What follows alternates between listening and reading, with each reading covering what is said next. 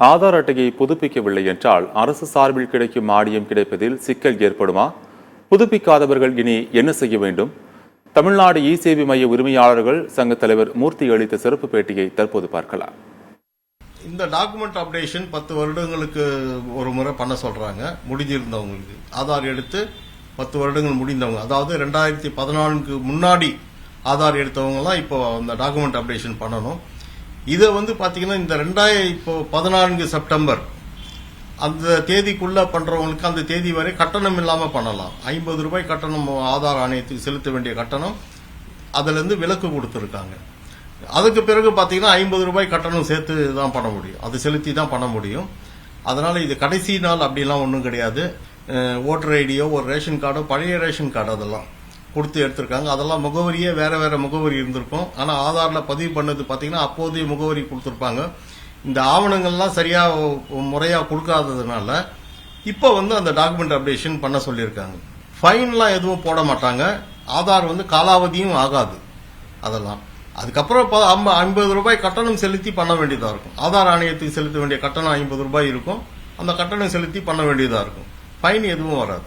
ஆதார காலாவதி ஆயிடும்னு யாரும் பயப்பட வேண்டியதில்லை. ஆதார் ஆக்டிவா தான் இருக்கும். யுஐடிஏ சைட்லயே பாத்தீங்கன்னா வேலிடிட்டி ஆஃப் ஆதார்னு போட்டு அதை கூட செக் பண்ணி பார்க்க முடியும். அதனால யாரும் இது பத்தி பயம் கொள்ள வேண்டிய அவசியம் கிடையாது. இருந்தாலும் ஆதார்ல இருக்கிற தரவுகள் இப்போது அது இருக்கிற விவரங்கள், பேரு, பிறந்த தேதி ஒரு முறை தான் பண்ண முடியும். அதுக்கு மேல வாய்ப்பு கிடையாது. பேர் மட்டும் ஒரு 3 முறை வாய்ப்பு கொடுக்கறாங்க திருத்தம் பண்ணிக்கிறதுக்கு. முகவரி மாற்றம் எத்தனை முறை வேணாலும் பண்ணிக்கலாம் நீங்க. அது எந்த ரெஸ்ட்ரிக்ஷனும் கிடையாது. அதனால அதுல இருக்கிற தரவு விவரங்களை சரியா அப்டேட் பண்ணி வச்சுக்கோங்க. ஏன்னா பின்னாடி ஏதாவது ஒரு அப்ளிகேஷன் நீங்க போறீங்க, ஒரு பாஸ்போர்ட் எடுக்கிறாங்க அப்படின்னு பாத்தீங்கன்னா ஆதார் ஒரு அட்ரஸ்ல இருக்கு. இப்போ அவங்க இருக்கிற அட்ரஸ், ஏன்னா போலீஸ் வெரிஃபிகேஷன் வருவாங்க, எந்த அட்ரஸ் கொடுக்குறாங்க அந்த அட்ரஸ்ல போலீஸ் வெரிஃபிகேஷன் இனிஷியேட் பண்றாங்க. அங்க போலீஸ் பாத்தீங்கன்னா அவங்க எந்த முகவரியில இருக்காங்க, அந்த முகவரியில ஆதார்ல இருக்கிற முகவரியில அவங்க இல்லைன்னா அந்த அப்ளிகேஷன் ஹோல்ட் ஆயிடும். மக்கள் இதை பத்தின எந்த அச்சமும் கொள்ள வேண்டாம். உங்களுக்கு அந்த தரவுகளை நீங்க புதுப்பிச்சுக்கணும்னு சொல்லியிருக்காங்க. அதனால உடனே அது செய்யணும்னு ஒன்றும் அவசியம் இல்லை.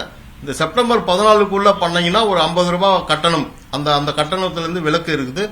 ஒருவேளை அதை நீடிக்கிறாங்களா, அந்த விலக்கு நீடிக்கிறாங்களா அப்படிங்கிறது தெரியல, இனிமேதான் செய்தி வரும். அதனால யாரும் அச்சம் கொள்ளப்பட வேண்டாம். அதற்கு பிறகு ஒரு 50 ரூபாய் கட்டணம் ஆதார் ஆணையத்துக்கு செலுத்த வேண்டிய கட்டணம் செலுத்தி அதை நீங்க புதுப்பிச்சுக்கலாம். அதனால யாரும் அச்சம் கொள்ள வேண்டாம்.